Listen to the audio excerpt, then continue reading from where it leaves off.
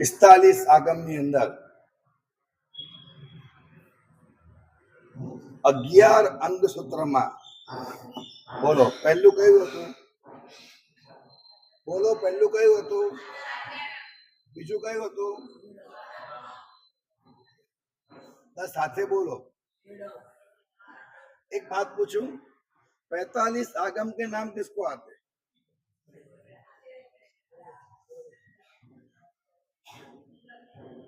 हाँ, टुकड़े आते? कितने आते?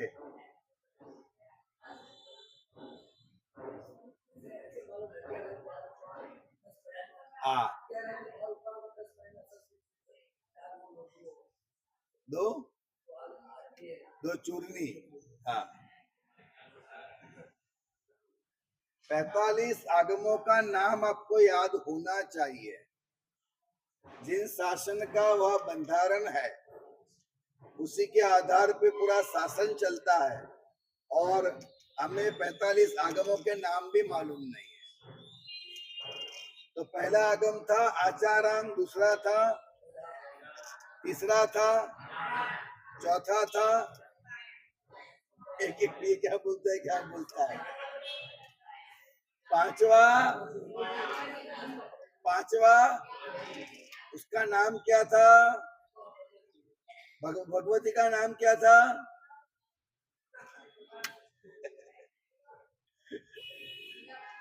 विवाह पन्नति। विवाह पन्नति का ये प्राकृत नाम है, संस्कृत नाम क्या है? भगवती को पवित्रता के नाम, बहुमान नाम दिया गया है। ऐसे लोगस कहेंगे तो शब्द पूरा लोगस है, तो नाम क्या है लोगस का? नामस्तव। नामस्तव नाम है। नमोत्तरम कह दिया, शब्द पहला है, नाम क्या है? चक्रस्तव। नमोत्तरम जो चक्रस्तव है ना। हाँ, और जय वीराय पहला नाम है, नाम क्या है जय वीराय का? हाँ, वैसे विवाह पन्नति, वैसे भगवती को पवित्र इसलिए भगवती कहते, नाम है प्राकृत में विवाह पन्नति, संस्कृत में नाम क्या है? बाबूजी आपने बताया नहीं तो कैसे कहेंगे हम? आप बताओ तो कहे ना। उसका नाम है व्याख्या प्रज्ञप्ति, जिसमें हर एक प्रकार के प्रश्न और तत्वों की व्याख्याएं है, वो व्याख्या प्रज्ञप्ति भंडार है वो तो जिन शासन का। अब आज जो व्याख्यान देने जा रहे हैं, आज का नाम क्या है? ज्ञाता धर्म कथान। ज्ञाता धर्म कथान। ज्ञाता यानी जाना है, धर्म यानी अपने आत्म स्वभाव को और अपने जीवन के कर्तव्यों को जिसने जाना है, वैसे पुण्यवानों की कथा वो आगम में होती है। आगम में उसी की कथा ली जाती है कि जिसका जीवन एक धर्ममय है, जिसने आत्मा की अनुभूति करी है, जो मोक्ष मार्ग का उपासक रहा है और जो मोक्ष में गया है या जाने वाला है, उसी की बातें परमात्मा आगम में कहते हैं। तो ये जो आगम है, इसके अंदर दो सूत्र के स्कंद है, दो विभाग है। एक समय था जब इसके पहले विभाग के अंदर 1,21,00,000 कथाएं थी। कितनी थी? 1,21,00,000 कथाएं थी। मतलब जो मोक्ष में गए हैं, मोक्ष में जाने वाले, सम्यक दर्शन पाए, ऐसे 1,21,00,000 की कथाएं पहले में थी। दूसरे में 1,25,00,000 कथाएं थी। 1,21,00,000 और 1,25,00,000, फिर 2,46,00,000 कथाएं इस आगम में थी। आज इस आगम के अंदर मुख्यत्वे कहा जाए तो 16 कथाएं, अवान्तर कुछ छोटी मोटी और भी कथाएं पीछे दूसरा स्कंद में है। मुख्यत्वे 16 कथाएं इसमें बताई गई है और अद्भुत कथाएं हैं। सबसे पहली कथा इसके अंदर है, मेघ कुमार की कथा बताई गई है, मेघ कुमार की। और मेघ कुमार की कथा तो कहते हैं, लेकिन पहले शुरुआत की है सैनिक राजा, नंदा रानी और अभय कुमार से शुरुआत की है। अभय कुमार जिन्हें शासन का अव्वल नंबर का न मात्र आराधक था, प्रचारक था, साधक था और इतना प्रकांड मेधावी बुद्धि का धनी था। ऐसा अभय कुमार, वहां से इस यात्रा की शुरुआत होती है। अभय कुमार की माता नंदा रानी है, लेकिन सैनिक महाराजा की और रानियां है। उसमें एक रानी है धारिणी। धारिणी आज के जमाने में सौख्य बोलते उसको। उस जमाने में हर माता के प्रति समान भाव रहता था। ये बात आगे भी आएगी, बताऊंगा मैं। हर माता के प्रति हर बेटा का एक समान समर्पण रहता था, वो जमाना था। अब जो धारिणी रानी है, उसको एक दिन ऐसा दोहद उत्पन्न हुआ। गर्भ होता है, गर्भ के तकरीबन तीसरा चौथा महीना होता है, तब एक उत्पन्न होता है, दोहरा उत्पन्न होता है। तो दोहद उत्पन्न हुआ कि मैं बड़े से पहाड़ के ऊपर हाथी के ऊपर बैठ करके जाऊं और इतनी सारी बारिश हो और बारिश में मैं नहाऊं, ऐसा दोहद उत्पन्न हुआ। अब वो समय था उस महाफागुन का, अब बारिश कहां से लाएंगे? तो ये बात कोई कहने लायक थी भी नहीं। तो उन्होंने सैनिक महाराजा को भी ये बात बताई नहीं। बताऊंगा तो दुखी होंगे, क्योंकि तो ऐसा दोहद क्यों जो पूर्ण होने वाला नहीं है, ऐसा बोलना क्यों कि मेरे पति भी दुखी हो जाए। लेकिन जब दोहद पूर्ण नहीं होता है, दोहला वो होता है इतनी जोरों से आता है। दोहला वो होता है जो बच्चे की वजह से आता है। दोहला वो होता है जिसपे बच्चों का भविष्य रहता है। दोहला वो होता है जो पूर्ण ना करे तो माँ और बेटे दोनों का स्वास्थ्य बिगड़ सकता है। तो ऐसा दोहला है। अब ये मार्गशीर पौष महीने के अंदर बच्चे वर्षा की कामना दोहला बताया नहीं। बहुत कुछ समय निकल गया, 1 महीना, 1.5 महीना, 2 महीना, तो दोहला पूर्ण न हुआ। तो जो धारिणी है वो पतली होती जा रही है, उसको खाना भाता नहीं है, खाती अजब होता नहीं है, नींद आती नहीं है, तो दिन ब दिन वह सुख रही है। जब देखा सैनिक महाराजा ने कि मेरी पत्नी जो है वो सुख रही है, बराबर खाना नहीं खा रही है, तो एक दिन समय निकाल करके सैनिक महाराजा वो गए धारिणी के पास। वो जाकर के पूछते कि हे प्राण प्रिय, क्या मेरे प्रेम में कोई कमी रह गई है? क्या मैंने तेरे साथ प्यार नहीं किया है? क्या कोई मेरे से गलती हो गई है? ऐसी क्या बात है जो तेरे मन में ही मन में तुझे खाए जा रही है? एक बार बता, बात क्या है? तू सूख क्यों रही है? कोई तेरे में शरीर में रोग तो कोई है नहीं, तो मन में कोई ऐसी बात है जिस वजह से तू सूख रही है, बता क्या बात है? तब कहा धारिणी ने, कैसी तो कोई बात नहीं है, आपका कोई दोष नहीं है, कोई गलती नहीं है, आपके प्रति अभाव नहीं है, आपके प्यार प्रेम में कोई कमी भी नहीं है, लेकिन बात ऐसी है जो कहने के लायक नहीं है। बार बार पूछने पर, बार बार विनती करने पर धारिणी ने कहा कि मुझे ऐसा ऐसा उत्पन्न दोहद हुआ है कि एक बड़ा सा वैटाद्य पर्वत हो और वहां मदोन्मत्त ऐसा हाथी हो, उस पर मैं सवारी करती हूँ और आकाश से बारिश गिरती है, ऐसा मेरा मनोरथ हुआ है। और वो मनोरथ कहने से मतलब नहीं है, मैं क्या करूं? सैनिक ने कहा, बोल तो सही, कुछ सोचता हूं मैं कि क्या करना चाहिए। वैसे अभी हो सकता नहीं है, फिर मैं सोचता हूं। सैनिक महाराजा आए राज दरबार के अंदर, आज उनका कोई मूड नहीं है।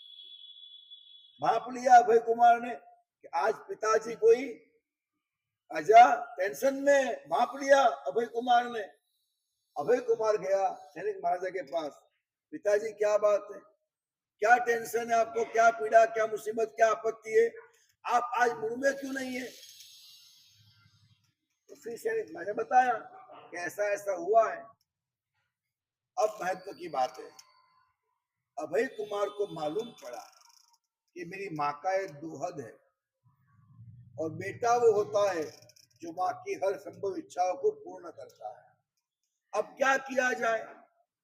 तो कितनी बड़ी बात है कि उस वक्त अभय कुमार ने अपनी माँ का ये दोहद पूर्ण करने के लिए औषधशाला में गए।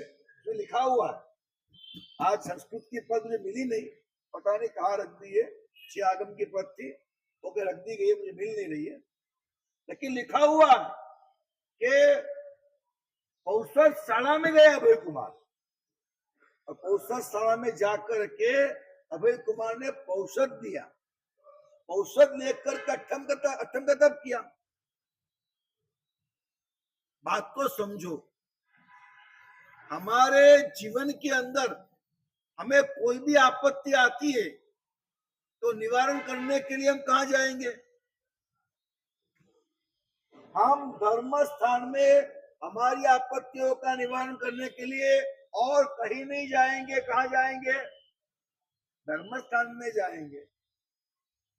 आपका अब बहुत धनाढ्य है, बहुत पैसे वाले हैं, घर में बहुत नौकर चाकर है, सब कुछ है, लेकिन आपकी पत्नी का अगर सिर दर्द होता है, पेट में गैस होता है और लगाना अमृत बिंदु नाभि पे लगाना है या कोई गर्म पानी का सेक करना है पेट पे, माथे पे बाम लगाना है पत्नी को, तो वो पत्नी का नौकर को बोलेगी, किसको बोलेगी, किसको बोलेगी। मानो कि वो पत्नी उस जमाने की है कि जब पति को परमेश्वर मानते, पति की सेवा करते, पति का काम करते, पति से काम करवाते नहीं है, इतना भी मानती हो, लेकिन फिर भी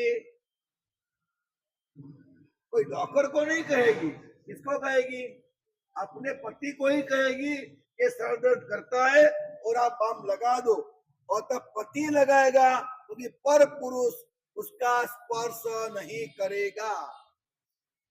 इसी तरह से जैन शासन की बात बहुत स्पष्ट है। आप जिन शासन के आराधक हो, साधक हो, साधु साध्वी सावक साविका हो, आपके जीवन में कोई भी तकलीफ आती है तो आप मात्र और मात्र जिन शासन के पास ही जाइएगा।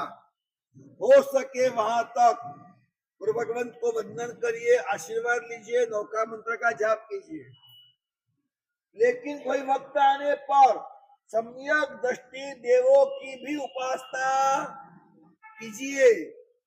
आपकी तकलीफ का जब भी निवारण करना हो तो आप नमस्कार महामंत्र का जाप कर सकते हैं, आप गुरु भगवंत से वास्तव करा सकते हैं और आप जिन शासन के देव देवियों की आराधना करा सकते हैं।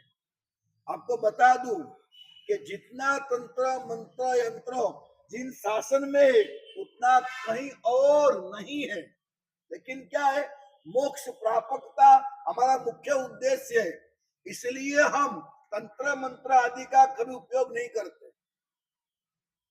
मैं तो मेरे जीवन के अंदर नमस्कार महामंत्र के अलावा कोई मंत्र गिनता ही नहीं हूं, और साथ में ये बात भी पक्की मैंने कई बार कही है आपको, मोक्ष के आशय के सिवाय नवकार करना बोलता ही नहीं हूं।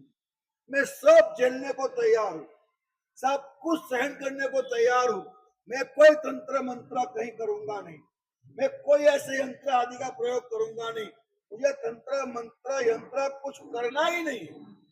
मोक्ष के आशय के अलावा मुझे नौका मंत्र भी गिनना ही नहीं है, मुझे एक काम में कभी नहीं पड़ना, ऐसा संकल्प मैंने कर लिया है। जो भी होना होगा पुण्य से होगा, जितना होगा वह बराबर है। नंबर 2, संकल्प किया है लेकिन सदमस्त हूं, दुख लगता है, रह नहीं पाता हूं। संकल्प किया है कि मैं कभी भी किसी इंसान से, इतना तो पहले मैं कर सकता हूं, किसी भी इंसान से मेरे दिल में द्वेष ना हो, अभाव न हो, कहीं पर भी अभाव न हो, कोई भी इंसान नाम पड़ा न, कम से कम मानव वैसे करना चाहिए तो सभी जीवों के प्रति, लेकिन दुर्लभ मानव का ही है।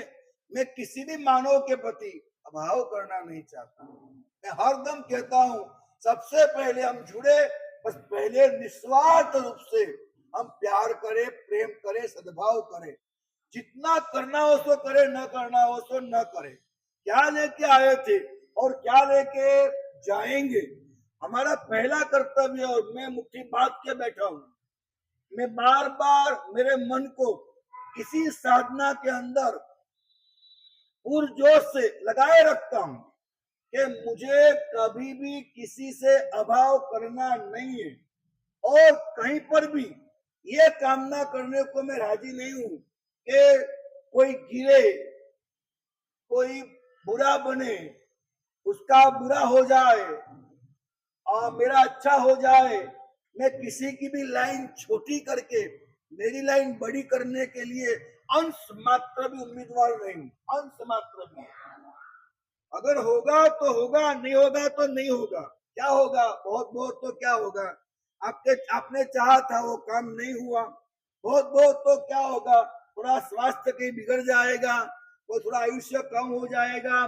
बहुत बहुत तो कोई पैसा, कोई इज्जत चली जाएगी। होगा तो होगा क्या, बहुत बहुत तो आत्मा तो अमर है, अजर अमर है। हाँ, मुझे तनिक भी कुछ हो गए या नहीं हुए, मुझे कभी भी किसी भी कीमत में किसी की लाइन छोटी करके मेरी लाइन बड़ी कभी नहीं बनाना है। चाहे लाइन मेरी छोटी भी हो या खत्म भी हो, लेकिन किसी की लाइन में कभी भी छोटी नहीं करूंगा। और मेरा विश्वास है, अगर मेरे दिल में भावना है, ये सद्भावना है, तो मेरी लाइन कभी भी छोटी नहीं होगी, नहीं होगी। दिखता है कि छोटी हो रही है, लेकिन मैंने कई बार अनुभव कर लिया है कि दिखता है कि ये लॉस हो रहा है, और लॉस हो गया, लेकिन जो लॉस को बर्दाश्त जब करता हूं, लॉस को जब सहन करता हूं, लॉस का जब स्वीकार कर लेता हूं, तो मालूम पड़ता है सामने और एक जगह से बहुत बड़ा फायदा खुल के सामने आ गया। ये मेरा अनुभव में कह रहा हूं आपको। देखिए, यात्रा तो अनुभव से ही होती है। मैं आपको कहो तो हाथ जोड़ के बोलूं, मैं आपको रिक्वेस्ट करता हूं, आपकी यात्रा तो अनुभव से ही होगी। किसी को गिरा करके आप चल नहीं सकते, चढ़ नहीं सकते, आगे बढ़ नहीं सकते। किसी को गिराया है, एक दिन तो आपको गिरना ही पड़ेगा, गिरना ही पड़ेगा। एक कायदा लिख के रखो आप। और मैं क्यों मानू आज मैं चढ़ू कल मैं गिरू? क्या मूर्ख हूं मैं? क्या मैं मूर्ख हूं? ऐसा किसने कहा? आज गिरू तो गिरू, कभी ना गिरू, ऐसा कार्य करूं। तो आप दिखा के रखिए कि अगर निष्फलता को बचाने की अगर हमने आदत आ गई है, तो आगे जाकर मात्र सफलता के सोपान चढ़ते ही रहेंगे, चढ़ते ही रहेंगे, चढ़ते ही रहेंगे। निष्फलता को हजम करो। सफलता हजम तब होगी जब निष्फलता हजम करेंगे। जो व्यक्ति निष्फलता हजम नहीं करता है, उसको सफलता हजम नहीं होगी। जो निष्फलता हजम नहीं करता है, सफलता हजम नहीं होगी, तो अवश्य वो इतना बुरा काम करेगा, इतना और लोगों की तौहीन करेगा, दबाएगा, परेशान करेगा, और सबको मुंह की चोट मारेगा, ऊंचा दिखाएगा, अहंकार करेगा, लोभ करेगा, और पता नहीं सफलता हजम नहीं होगी तो हमें नरक की गोद में लेके जाएगी। सफलता बात ऐसी है, निष्फलता में अभी हम टिक सकते, सफलता में टिकना बहुत मुश्किल है। इसलिए साधना अगर कहीं भी करना है तो निष्फलता को हजम करो। निष्फलता को हजम करना आपके हाथ में है, सफलता को उसके बाद हजम करना आपके हाथ में नहीं रहता है महेंद्र भैया। निष्फलता हजम कर पाओगे, सफलता हजम कर पाओगे, दुख को हजम कर पाओगे, सुख को हजम कर पाओगे। दुख को हजम करना माने क्या, और सुख को हजम करना माने क्या? दुख में समाधि में और सुख में असमाधि में। दो शब्द याद रखो, दुख में कभी दिन नहीं होना, देखो लिख लो, दुख में कभी दिन नहीं होना और सुख में कभी लीन नहीं होना। थोड़ा दिमाग में बैठेगा प्रयास की वजह से। दुख में दीनता नहीं, अरे बाप रे क्या करूं, मैं अकेला हूं, मेरा कोई नहीं है, मुझे कोई साथ नहीं दे रहा है और मेरे साथ भी कोई नहीं है, ऐसे जो दीनता करना कभी नहीं करना। मैं आत्मा हूं, असंख्य प्रदेशी हूं, अनंत गुणवान हूं, अनंतानंत आनंद गुण धाम हूं और मैं सर्वशक्तिमान हूं, मैं परमात्मा हूं, हाल परमात्मा का वंश हूं, आप्त पुरुषों का अंश हूं, समृद्धिया वो तो मेरा दीदार है, ये भावना में रहना। जब आप आपत्ति में हो, मुसीबतों में हो, तकलीफ में हो, तो अंदर अंदर एक ही बात करो, मैं आत्मा हूं, मैं परमात्मा हूं, मैं आत्मा हूं, मैं परमात्मा हूं, अनंत गुण धाम हूं, अनंत आनंद धाम हूं और सब समृद्धिमान हूं, शक्तिमान हूं। यही सोचते रहिए, कभी दीन नहीं होना। और पाप आता है तो लीन नहीं होना। मैं कहा था भरत महाराजा अंतपुर के अंदर रानी के साथ भोग भुगत रहे, तब भी महान आके क्या बोलते, तो भगवान बोलते भी, मतलब आप पत्नी के साथ भी क्रीड़ा करो तब भी आप उसके ज्ञाता होने चाहिए, दृष्टा होने चाहिए। अब इससे तो बड़ा कोई संसार का पाप नहीं कहा जाता है। आप होटल में गए और आप खाना खा रहे हो तब भी आप ज्ञाता बनिए, दृष्टा बनिए। अगर ज्ञाता दृष्टा धर्म में बनोगे, थोड़ा गहरा बोल रहा हूं, ज्ञाता दृष्टा बनोगे धर्म क्रियाओं में, धर्म क्रियाएं कम हो जाएगी और धीरे धीरे बंद भी हो जाएगी। और ज्ञाता दृष्टा बनोगे पाप क्रियाओं में, पाप क्रिया धीरे धीरे कम हो जाएगी, आगे जाकर बंद हो जाएगी। बोले ऐसा क्यों? आता है समझ में आपको? आपको समझ में आता है मुलचंद जी? अगर ज्ञाता दृष्टा धर्म क्रियाओं में बनोगे तो धर्म क्रिया धीरे धीरे कम हो जाएगी और आगे जाकर के दिन वो आएगा धर्म क्रिया बंद हो जाएगी।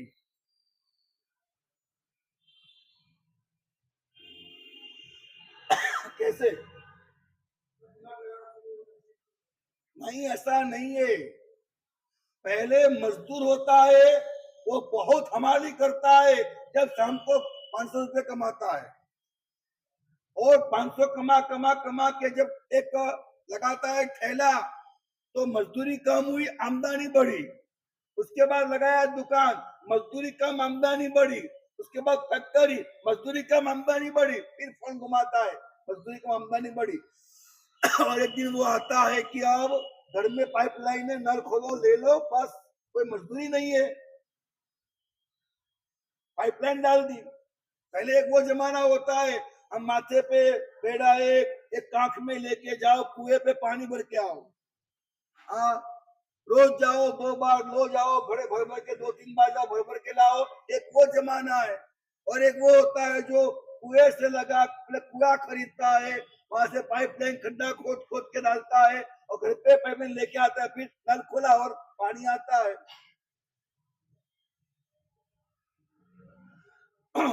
आपको क्या जीवन जीना है आप देख लीजिए, आपको क्या जीवन जीना है आप देख लीजिए, लेकिन सही अर्थ में जीने का शुरू करिए। मैं चाहता हूं कि कभी कोई अभाव करना नहीं। मुझे लगता है जहां तक वहां तक जिन शासन में तंत्र बहुत है, मंत्र बहुत है, यंत्र बहुत है, वास्तव से भी बहुत काम होते, रक्षा पोटली से भी बहुत काम होते और मुझे कई प्रकार के अनुभव है इस बारे में, कई प्रकार के अनुभव है। लेकिन जहां तक मैं मानता हूं अगर बर्दाश्त होता है, मेरा सम्यक दर्शन नहीं हिलता है और गांव के अंदर मेरी वजह से शासन हिलना नहीं हो रही है, तो फिर मुझे कोई तंत्र मंत्र का प्रयोग नहीं करना है। लेकिन वक्त आया और करना पड़ा तो जिन शासन में तंत्र मंत्र यंत्र प्रयोग करने की मनाही नहीं है। कहां तक मनाही नहीं है? जो सामय, जो औषध, जो मंत्र जाप मात्र कर्मक्षय, पुण्यबंदी पुण्य कर्मक्षय और मुक्ति प्राप्ति के लिए होता है, वो औषध, वो अट्ठम और वो मंत्र जाप अभय कुमार किसके लिए कर रहे हैं? अपनी माँ के लिए कर रहे हैं। तो मातृभक्ति भी सोचिए और परमात्मा उनकी करुणा देखिए, सम्यक दृष्टि ऐसे अभय कुमार औषधशाला में जाकर के अठम तप की आराधना औषध लेकर के करते। अगर कोई आपको यूं बोल दे कि ये संसार के लिए धर्म क्रियाएं नहीं होती है, तो ये उदाहरण देना उनको, आगे भी आएंगे उदाहरण, बहुत सारे उदाहरण है। एकांत नहीं करना। देखो दो बात बोलता हूं, संसार के लिए धर्म नहीं करना वो भी एक एकांत है, और संसार के लिए धर्म करना वो भी एकांत है। Balance of mind. संसार के लिए मैं कभी धर्म करूंगा नहीं, निर्णय करिए संसार के लिए मैं धर्म करूंगा नहीं। और दूसरा, जब तक मेरी समाधि रहती है और जब तक शासन हिल्ला नहीं होती है तो मैं संसार के लिए धर्म का उपयोग करूंगा नहीं। कर सकते हैं इतना? आपकी समाधि रहती है, आपकी काबिलियत चाहिए समाधि रखने की, तो आप सहन करो, क्या फर्क पड़ता है? तो मैं धर्म की आराधना मात्र मोक्ष के लिए ही करूंगा। पिछले कई साल हो गए, मैं आपसे जाहिर में कहता हूं, कई साल हो गए मैंने एक नौकार करना कभी भी संसार के लिए नहीं गिना है। मतलब अभी मेरे तो सिर पे संखेश्वरपुरम का बहुत बड़ा भार रहता ही है, 100 करोड़ का काम हुआ है और भी कई सारे काम बाकी है।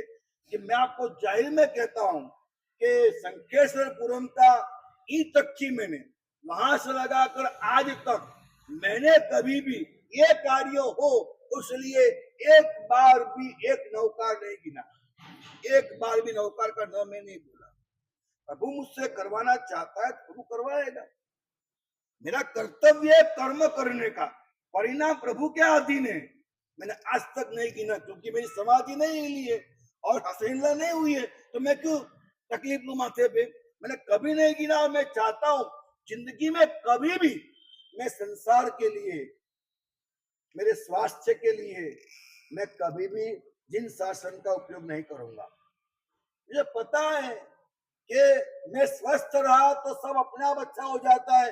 जब इतना सारा माइंड पावर में जानता हूं, सोल पावर का पता है मेरे को, मैंने काफी कुछ अध्ययन कर लिया है, तो मैं क्यों शासन की आराधना भुगत में संसार के लिए करूं? लेकिन दूसरी बात, कर सकते हैं, ये उदाहरण इसका है कि आप कर सकते हैं। आप समझते होंगे रावण जब गया है अष्टापद पे, बराबर है, रावण कहा गया था, तब कहा जा रहा था रावण, पता है आपको? अष्टापद तो बीच में आया था, रावण कहा जा रहा था?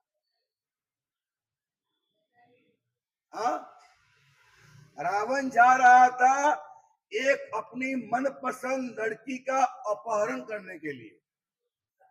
हाँ, वो लड़की का अपहरण करने को जा रहा था। मतलब कई सारी औरतें थी, मंदोदरी तो थी और अद्भुत कन्या थी, कई सारी कन्या उसके पास थी, लेकिन फिर भी इतना लालचू था, लालसा थी विषयों की कि कोई लड़की देखता तो पकड़ के लिया था, शादी करता, नहीं मानते तो अपहरण कर लेता। तो ये उसके तो अपहरण करने को गया था।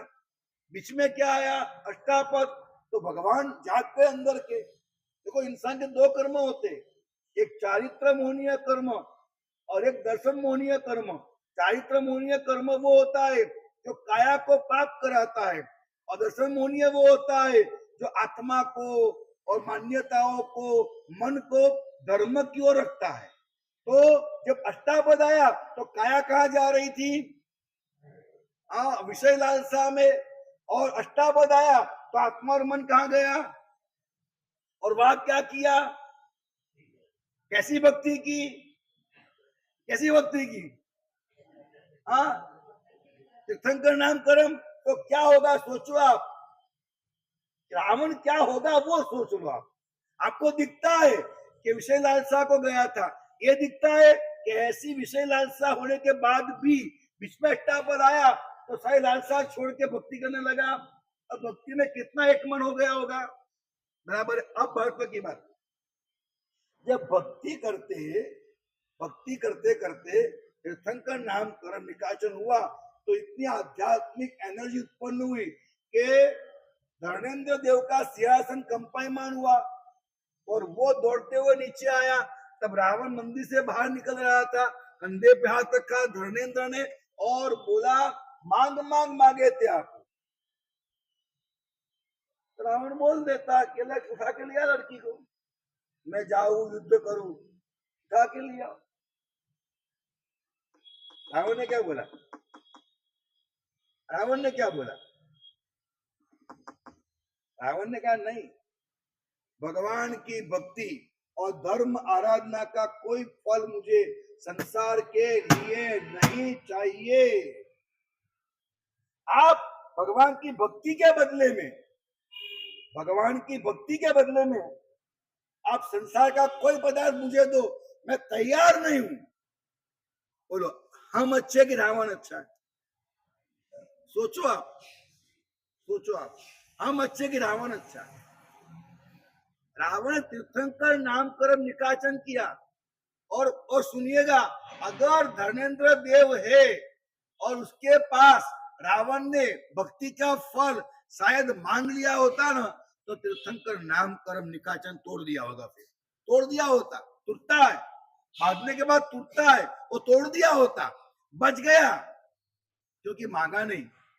संसार नहीं मांगूंगा, वो तो मेरे बाहुबल में होगा उतना ले लूंगा। और मैं तो बहुत स्पष्ट बात करता हूँ, आपको समझ में आती है तो, मैं क्यों मेरी माँ से मांगू? सिंपल सी बात करता हूँ, मैं क्यों मेरी माँ से मांगू? अगर मेरी माँ है, मर तो नहीं गई ना, अगर मेरी माँ है तो समय पर दूध पिला देगी, खाना खिला देगी, ताव तवज्जो कर लेगी, मैं क्यों मेरी माँ से मांगू? हाँ, आज ये मान्यता है और मिथ्या भी तो हो सकती है, और आप रोए इसीलिए बना होगा, आप न रोते तो नहीं बनता। माँ को मालूम पड़ गया रोने वाला है ही, तब दे दूंगी, अब क्या है। अगर न रोता तो माँ सामने से आती, ये रोता क्यों नहीं है, अब मैं ध्यान रखूंगी। होता है ऐसा, सिंपल सी बात है। जो बार बार होता है तो माँ कहती रोने वाला ही है वो, तो दे दूंगी। अच्छा है अलार्म बजता तो है वक्त आने पर, चाहे अलार्म नहीं बजता है वहां ध्यान देना पड़ता है कि क्या होगा, भूख लगी होगी नहीं होगी होगी, उसका अभी कैसा चेहरा लगता है, उसको पेट साफ आया कि नहीं आया, अगर पेट साफ आ गया है इतनी भूख होगी, नहीं आया है इतनी भूख होगी, ऐसा होगा, सोया है, सब माँ सोचती है। फिर जिस दिन बच्चा सोचने लगता है तब माँ सोचना बंद करती है। हाँ, पेशेंस नहीं है ना, तो जब हम सोचने लगेंगे तो परमात्मा कृपा करना कम कर देंगे, कम कर देंगे माने व्यवस्था ऐसी है कि वो कृपा कम हो जाएगी। हम सोचना बंद करेंगे, कृपा बरसती जाएगी, बरसती जाएगी। उस पे भरोसा रखो, उस पे भरोसा रखो, ये हमें करना चाहिए। तो ये सारे रास्ते अपनाना है हमको।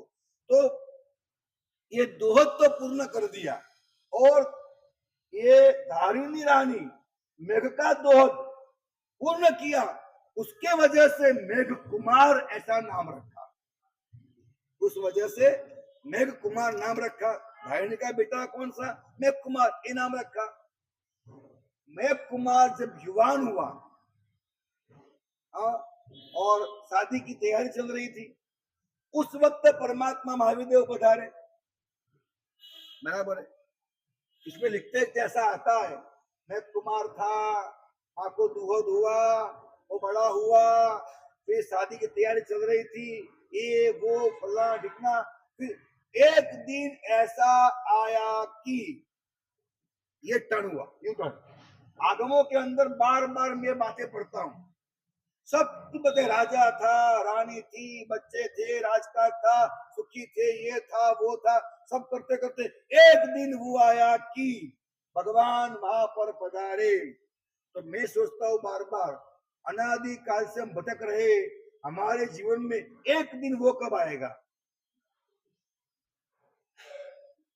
हमारे जीवन में एक दिन वो कब आएगा जब हम अहंकार आदि कसायों से मुक्त हो जाएंगे, विषयादि लालसाओं से हम मुक्त हो जाएंगे, हम कदाग्रह से मुक्त होंगे, आग्रह से मुक्त होंगे, पूर्वग्रह से मुक्त होंगे, मात्र मोक्ष मार्ग सन्मुख होंगे, सत्य की कामना करेंगे, सत्य का ही एक बार तप और तेज लालसा करेंगे, और मात्र बस परमात्मा आत्मा, परमात्मा आत्मा, ऐसा सोच, ऐसे विचार, और विचार की वजह से एक दिन वो आएगा। कब आएगा?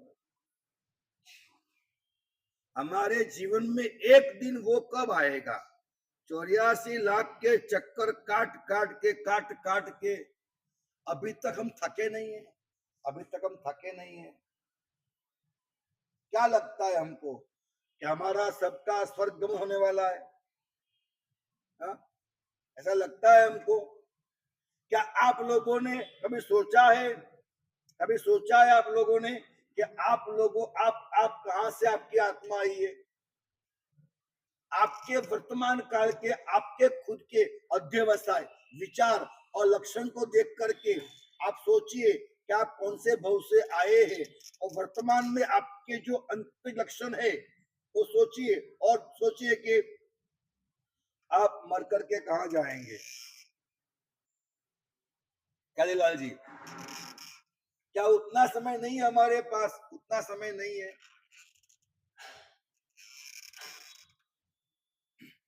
हम ये सोचे हमें क्या मिला है,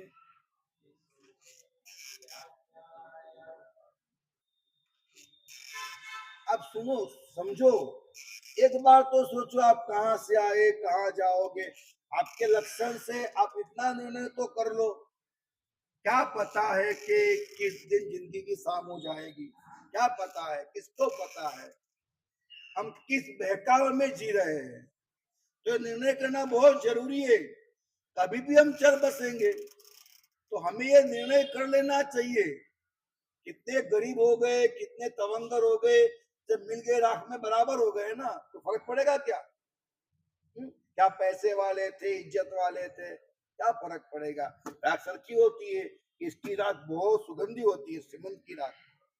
इसके पास अब जो रुपए थे, सुगंधी राख है इसकी, लगाओ ललाट पे, ऐसा होता है। आपकी राख को कोई छुएगा? अस्थि का विसर्जन होगा, घर में रखेगा कोई? रखेगा? क्यों नहीं सोचते हम लोग? मेघ कुमार के जीवन में वो दिन आया, परमात्मा पधारे और परमात्मा की वाणी सुनी, दीक्षा के भाव हुए, घर पे आए, माँ बाप को बोला दीक्षा लेना है, और माँ को बेटे पे उतनी ममता थी। आज तो ममता ही नहीं होती है, माँ को भी वो ममता नहीं होती है। जैसे बोला बेटा कि दीक्षा लेना है, माता मूर्छित हो गई, गिर पर धड़ाम कर से गिरी है, दिखा इसमें। माता धड़ाम कर से, रानी है, गिरी है वो, बिना बेटे के मैं कैसे जी पाऊंगी? उसके बाद भी मैं कुमार का वैराग्य कम नहीं हुआ। वो माँ बाप को मनाते रहा, कई उसके वार्तालाप है, कई वार्तालाप, और सारे वार्तालाप के अंत में मैं कुमार की जीत रही। तो कहा जाता है वैराग्य मेवा भयम, वैराग्य जीत जाता है और राग हार जाता है, और वैराग्य जीत गया। और मैं कुमार को फिर माँ बाप ने कहा कि एक काम कर, हमारी एक तमन्ना है कि तू एक दिन भी राजा बन के जा, एक दिन के लिए तू राजा बन जा, हम देख ले, राजा बन गया फिर तू रिक्शा ले लेना। और एक दिन के लिए सैनिक राजा ने मैं कुमार को राजा बनाया। राजा बनाते ही जैसे ही सैनिक महाराजा ने अभय कुमार ने पूछा, कहो राजा क्या आज्ञा है? पता है पहली आज्ञा क्या की? जाओ राज भंडार में से 3 लाख स्वर्ण मुद्रा लेके आओ। क्या आज्ञा की? 3 लाख स्वर्ण मुद्रा लेके आओ। हाँ, 3 लाख स्वर्ण मुद्रा लेके आओ। 1 लाख स्वर्ण मुद्रा से उन्होंने कहा कि 1 लाख मुद्रा लेकर के ओघा लेके आओ। 1 लाख स्वर्ण मुद्रा से पात्रा आदि और उपकरण लेके आओ, और 1 लाख स्वर्ण मुद्रा उस नाई को दो जो बाल काटने वाला है। क्या भाव रहे होंगे, क्या घटनाएं घटी होगी, क्या समय आया होगा, सोचो। और मेघ कुमार ने दूसरे दिन दीक्षा दी, मुझसे हुआ और दीक्षा ले ली। दीक्षा जैसे ही ली और पहली रात क्या हुआ, संधारे पे संधा लास्ट में आया, जाते आते रचकन गिरी, दुख हुआ मैं राजकुमार, और आज ये और छोड़ने का मन हुआ। भगवान के जानते हम सब, भगवान के पास आए। भगवान ने क्या कहा? भगवान ने कहा तू आज से तीसरे भोग में सुमेरु प्रभ नाम का हाथी था। दूसरे भोग में हाथी था मेरु प्रभ, पहले क्या था? सुमेरु प्रभ हाथी था। और तब जो आग लगी, वड़वानल जो आग लगी, उस आग की वजह से तू भस्मीभूत हुआ और तू जल के राख हुआ। दूसरे भव के अंदर तू मेरु प्रभ हाथी हुआ, और तब भी एक आग लगी छोटी सी, वो आग को देख करके तुझे जाति स्मरण ज्ञान हुआ, याद आया कैसी आग लगी थी, जंगल जल गया था, और उसकी वजह से उसने 1 माइल जितना बड़ा विस्तार लिया, वहां सब उसने पेड़ पौधे सब हटा दिया। उसमें अगर कहीं आग लगती है तो वहां आग ना आए, एक तिनका न रखा उसने, ऐसा मैदान बना के रखा। वर्षों के बाद, बहुत बड़ा समय निकल गया, उसके बाद फिर वो समय आया कि आग लगी। जब आग लगी तो सारे प्राणी वहां पर चले आए, और तब ससला फिर खड़ा किया और फिर रखा तो मर गया, वो तू है। उसके बाद मेघ कुमार ने गुणरत्न संवत्सर आदि इतने बड़े बड़े तप किए, 11 अंगों का पठन पाठन किया, और ऐसा चारित्र, ऐसा तप, ऐसा ज्ञान अर्जन किया कि मर कर के काल धर्म पा करके अनुत्तर विमान 5 है ना, विजय, वैजयंत, जयंत, अपराजित, सर्वार्थ सिद्ध, ये 5 अनुत्तर है। उसमें पहले विजय नाम के अनुत्तर विमान में गए, वहां से च्यवन होकर के तुरंत ही वो मोक्ष में यहाँ आएंगे, दीक्षा लेंगे और मोक्ष में जाएंगे। दूसरी कथा इसके अंदर संक्षिप्त में कह देता हूं। दूसरी कथा बहुत अच्छी है, मैं खाली सार बोल देता हूं। बहुत अद्भुत कथा है। वो कथा ये है कि देवदत्त नाम का एक लड़का था, धन्य सार्थवा नाम का उसका पिता था, और भद्रा नाम की उसकी माता थी, और विजय नाम का वहां पर एक चोर था, पंथक नाम का उनका सेवक था। ये कथा है। अब हुआ क्या कि एक दिन पंथक जो है वो नौकर, वो देवदत्त को लेकर के बगीचे में गया है। वो धन्य सार्थवा बड़ा सेठ है, वाहन चलते समंदर के अंदर, बड़ा कारोबार है, बड़ी श्रीमंताई है। तो उसने कई सारे गहने बच्चे ने पहने हुए थे। तो विजय चोर ने उसके गहने देख करके उसको उठा लिया खेलते खेलते। पंथक बैठा है पेड़ के नीचे, बच्चा खेलते खेलते आगे गया, उसको दबोच लिया, और दबोचने के बाद बच्चा नहीं रोए इसलिए मुंह पे ऐसे रुमाल कपड़ा दबा दिया, और दबा तो दिया, बच्चा मर गया। मारने का था नहीं, लेकिन बच्चा मर गया। अब मर गया तो जमीन में गाड़ दिया उसको, और सब गहने ले लिए। धन्या सार्थवा था, पहुंची हुई हस्ती थी, काम पे लगाए लोग, और कदम धुनते विजय को पकड़ लिया, दबोच लिया और जेल में डाल दिया। अब विजय सेठ जेल में, समय आते कुछ ऐसा काम हुआ कि जो वाहन का व्यापार था उसमें कुछ गड़बड़ी हो गई और बेवजह ये धन्य सार्थवा भी जेल में गए। अब दोनों एक ही जेल में है, एक ही कमरे में। कर्म क्या करता है देखिएगा, दोनों एक ही जेल में है, एक ही कमरे में है। अब पंथक के हाथों भद्रा माता ने, भद्रा रानी ने बड़ा सा अच्छा सा 5 पकवान मिठाइयों का टिफिन भिजवाया खाने के लिए। तो वहां पर विजय से धन्य सार्थवा वो टिफिन खोल के खा रहा है। तब विजय ने कहा कि पगले अकेले अकेले खा रहा है, मैं भूखा हूं। विजय ने कहा तेरे को खाना दूं, मेरे बेटे को मार दिया, हत्यारा है, पापी है, निकम्मा, ऐसा वैसा गाली गलौज कर दी, कुछ नहीं दिया, अकेले खाया धन्य सार्थवा ने। अब घटना ऐसी थी कि दोनों को न मात्र एक जेल में, दोनों को न मात्र एक कमरे में, लेकिन दोनों के पैर में एक बेड़ी थी, दोनों के पैर में एक बेड़ी थी। अब खाना खाया किसने? धन्य सार्थवा ने। विजय को खाना मिला नहीं, वो भूखा है, तो अब खाना खाया जाना पड़ेगा, तो जाने की व्यवस्था आई। तो विजय ने कहा, धन्य का कहा चल तूने खाया तू जा। अब क्या करे? बोला भैया हाथ जोड़ता हूं चल। देखो गर्जे गधराने गुमान न करे, गुमान न करे, कब किसकी क्या हालत हो कुछ नहीं कह सकते। अगर आपके पास थोड़ा भी अच्छा समय है, आपके पास थोड़ा भी अच्छा समय है, दूसरों का कल्याण करे, आपत्तियां आएगी जल्द चली जाएगी, आपत्तियां टिकेगी नहीं। अगर दूसरों का कल्याण की भावना है तो आपकी कोई छोटी सी मनोकामना पूर्ण करने के लिए आप आपके घर में अंतराय करते, अपराध करते, एलिगेशन करते, आक्षेप करते हैं, उनको कहीं उनके विकास में अवरोध करते, एक दिन आपका भी जरूर आएगा। बराबर समझिएगा बात को। तो इसने कहा भैया हाथ जोड़ता हूं यार चल मेरे साथ। उसने कहा नहीं, पहले वादा कर, कल जो आएगा आधा मुझे खिलाएगा। दूसरे दिन खिलाया।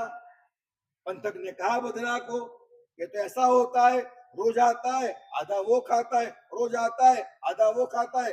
जब धन्य सार्थवा छूटा, घर पे गया, भद्रा ने बात नहीं की, भद्रा सामने नहीं आई। उसने कहा क्यों प्रिय, क्या हो रहा है, क्या तकलीफ है? बोले मैंने मेरे हाथों से पकाया तुम्हारे लिए और तुमने हत्या खिलाया। तब धन्य ने कहा कि मैंने उसको खिलाया, लेकिन ऐसे नहीं कि मेरा मित्र है, ऐसे नहीं कि सत्कार है, ऐसा नहीं कि प्यार है, ऐसा नहीं कि सादर मीक है, ऐसा नहीं कि मानवता है, ऐसा कुछ भी नहीं है। मात्र और मात्र मेरे शरीर के धर्म को बचाने के लिए खिलाया, बाकी में एक दाना भी उसको नहीं खिलाता।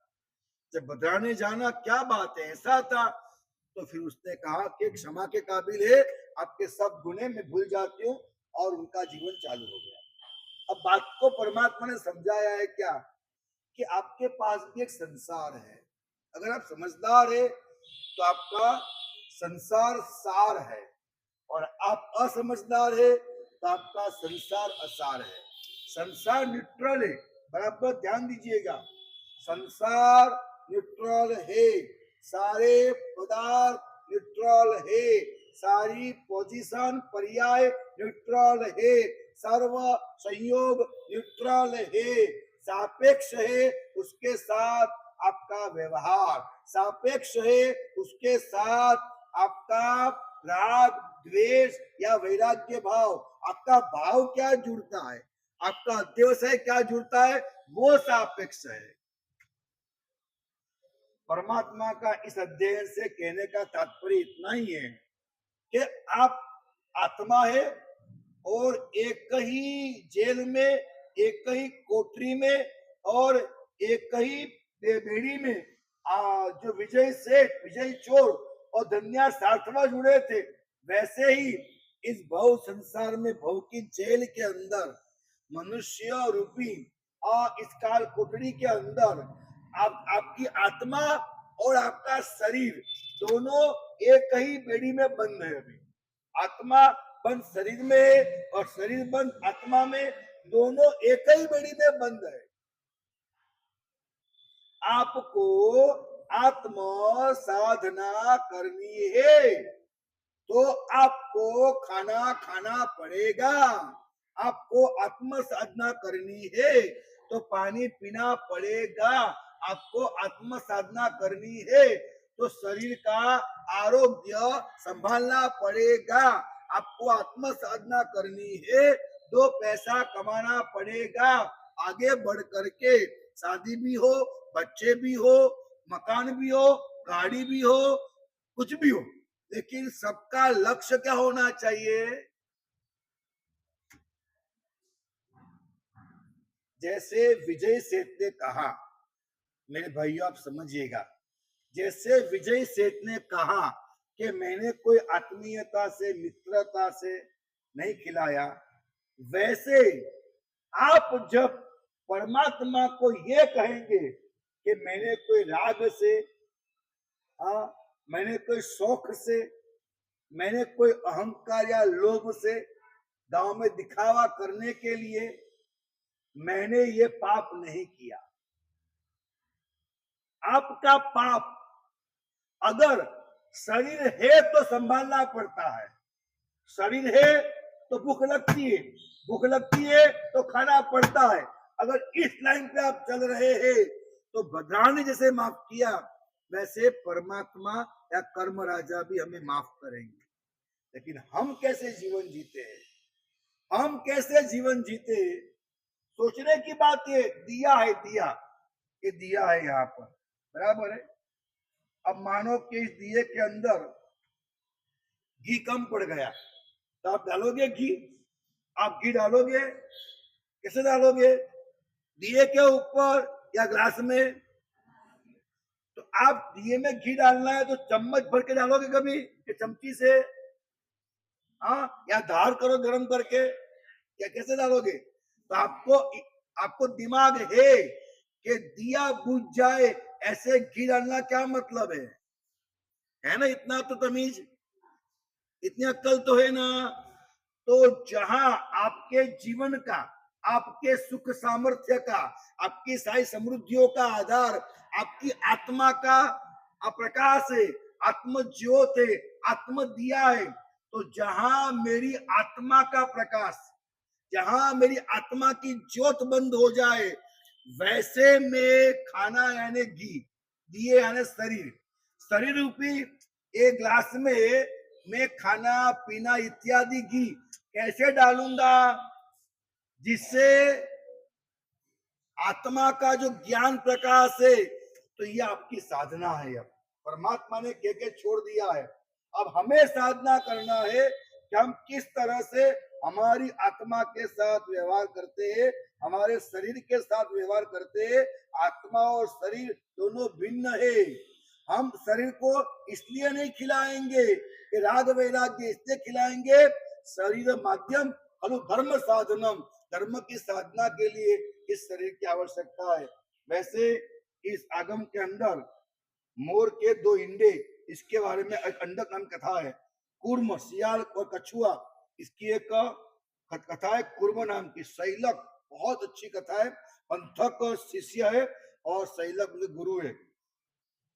रोहिणी जो 5 महावत की कथा है, तुम्बक मल्य कथा है, माकंदी जिन पालित जिन रक्षित कथा है, प्रमाद और कुशिल साधुओं को समझाने के लिए। यहाँ पर एक चंद्र की कथा है, दाव दव सहन करने के बारे में कथा है, उदग उद्गल परिणामों को समझाने के लिए कथा है, दुर्धर नंद मनियार के जीव की पूरी कथा है, तेतली पुत्र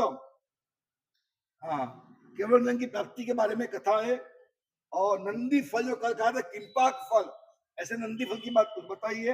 अमर कंका द्रौपदी की पूरी कहानी इसके अंदर है। अश्वज्ञात घोड़े हमारे, घोड़ा मन है और 5 इंद्रिया है, उसकी कथा है। सुषमा चिलाती पुत्र, उसकी कथा है। और 19वीं कथा है पुंडरीक और कंडरीक नाम कथा है। तो ऐसी कई सारी कथा है। पूर्व में 2,86,00,000 कथाएं थी। आज बहुत कम कथाएं इसके अंदर है। ऐसा ज्ञाता धर्म कथांग नाम का आगम है। इसका परिचय थोड़ा सा बोध पाठ आपको दिया है। उतारिए जीवन में और जीवन को धन्य बनाइए। अपने यहाँ तारीख 24 और 25 सितंबर तारीख 24 से तारीख 28 सितंबर यानी भाद्रवा नहीं आसो सुधी एकम से 30 से आसो सुधी 30 से आसो सुधी छठ तीज चौथ तीज तीज और चौथ पांचम छठ इन 5 दिनों का अपने केरनालोर जैन संघ के अंदर एक अंजनशला का 108 परमात्मा की अंजनशला का महोत्सव आ रहा है, जो यहाँ पर तय किया गया है। आज आपको जाहिरात बराबर करते हैं कि वो 5 दिनों का महोत्सव है, जिसमें 24 तारीख और 25 तारीख परमात्मा की अंजन करने योग्य जो ये पूजा पूजन होते हैं, तो सारे कुंभ स्थापना, दीपक स्थापना, चक्र पूजन, पाटला पूजन, विष्ठानक पूजन, भैरव पूजन, ऐसे कई सारे पूजन आएंगे। तकरीबन 14-16 पूजन है। वो सारे पूजन ये 2 दिन में होंगे, तारीख 24, तारीख 25। तारीख 26 को यहाँ पर पूरा स्टेज बनेगा। उसके साथ आप जिन्होंने भी परमात्मा बनाए हैं, बहुत छोटी रकम है, 24,000 बहुत छोटी रकम है, लेकिन मात्र पैसा देकर के नहीं। मेरी ये तमन्ना है, ये भावना है कि जब संघ बोले कि सब रकम आ गई है, उस वक्त तो तुरंत परमात्मा ऑर्डर दे देंगे बनाने का। जैसे ही परमात्मा बनकर के आएंगे, जितने दिन मिलेंगे, सप्ताह मिले, 2 दिन मिले, 1 दिन मिले, एक बार वो परमात्मा आपके घर पे लेकर के जाए और घर पे परमात्मा को सजाए, परमात्मा की आंगी करे। तो ये परमात्मा जो आपके, वो एक ही दिन घर पे आ सकते हैं। फिर ये परमात्मा अंजन हो गया, फिर आपको मिलने वाले नहीं है। वो भगवान कहाँ जाएंगे? शंखेश्वरपुरम में जाएंगे। तो एक दिन परमात्मा आपको दिए जाए, उसके बाद परमात्मा के ऊपर पूजा पूजन किए जाए।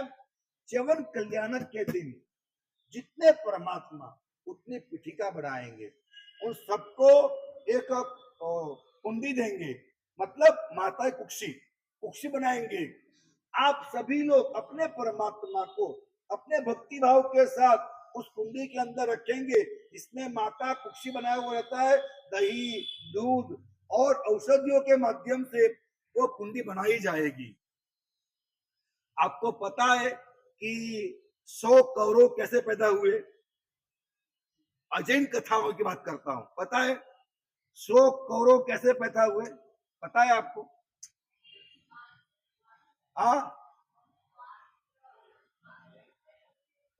मांस के टुकड़े थे, बराबर है। और फिर क्या करा गया? वेद व्यास ने आकर के ऐसे 100 टुकड़े कर दिए और एक कुंभ में एक टुकड़ा, एक कुंभ में एक टुकड़ा, बराबर है। आपको ख्याल है ना? और उसमें से फिर वो 100 कौरव पैदा हुए, बराबर है। इसी तरह से यह पद्धति जिन शासन में परापूर्व काल से आज समय आया है कि आज वैज्ञानिकों ने ऐसी ट्यूब बनाई है, इसके अंदर केमिकल डाल के बिना माँ बाप के बच्चे पैदा हो जाएंगे। और एक तकरीबन 1-2 साल में शुरू होने वाला है, 1-2 साल में शुरू होने वाला है। आप जैसा चाहो वैसा बच्चा बिना माँ बाप के मिलने वाला है। पैसा डालो, तमाशा देखो। हमारे यहाँ परापूर्व काल से घटना कौरव की है। और हमारे यहाँ बात है कि हमारे यहाँ कभी ऐसे बच्चे पैदा किए गए नहीं, लेकिन भगवान पैदा होते हमारे यहाँ। तो ये जो मट्टी की मटका था, डाल दिया था।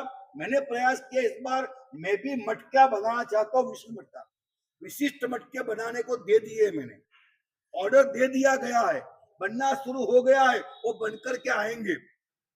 उसके अंदर आप इस परमात्मा को, वो जो द्रव है औषधियों का, वो माता का पेट में पानी होता है, ऐसा द्रव होगा, उस द्रव के अंदर वो परमात्मा को पधराएंगे। पधराने के बाद उनके पूरे एक एक अंग को निर्माण करने के मंत्र है। और वो मंत्र सब हम बोलेंगे, आप भी बोलेंगे, और आप आपके परमात्मा के एक एक अंग के ऊपर आप विधान करेंगे। किसी को कभी देखने नहीं मिला होगा, करने की बात तो छोड़ दो, किसी को कभी देखने नहीं मिला होगा, करने की बात छोड़ दो, अंतर में इतना अरमान लेके बैठा हूं कि आपकी आत्मा परमात्मा बने और ऐसी अध्यवसाय की धारा, ऐसी ध्यान धारा, ऐसी भक्ति धारा आप लोग में पैदा हो, पूरा वातावरण कल्याण और मंगलमय हो जाए, ऐसी भावना के साथ करवा रहा हूं। दूसरे दिन उसी कुंभी में से परमात्मा का आप अपने हाथों से, माँ बाप इंद्र इंद्राणी सास ससुर माँ फई फुआ सब आप ही हो, स्टेज पे तो नाम के रहेंगे, आप ही हो, और आप वो परमात्मा का जन्म कराएंगे, आप ही परमात्मा की शादी कराएंगे, आप ही परमात्मा का अभिषेक करेंगे, और आप ही परमात्मा को दीक्षा का केस लुंचन करेंगे। उसके बाद दीक्षा देने के बाद बच्चा कहाँ देते? गुरु के पास। तो आप लोग आपके हाथों से आपके बेटे परमात्मा को गुरु के चरणों में अर्पण करेंगे, और गुरु क्या करता है? इंसान को भगवान बनाता है, और गुरु उनको केवल ज्ञान और निर्वाण का काम कराएंगे। ऐसी एक अद्भुत प्रक्रिया एक केनाल में होने जा रही है। तो आप सभी को जुड़ना है।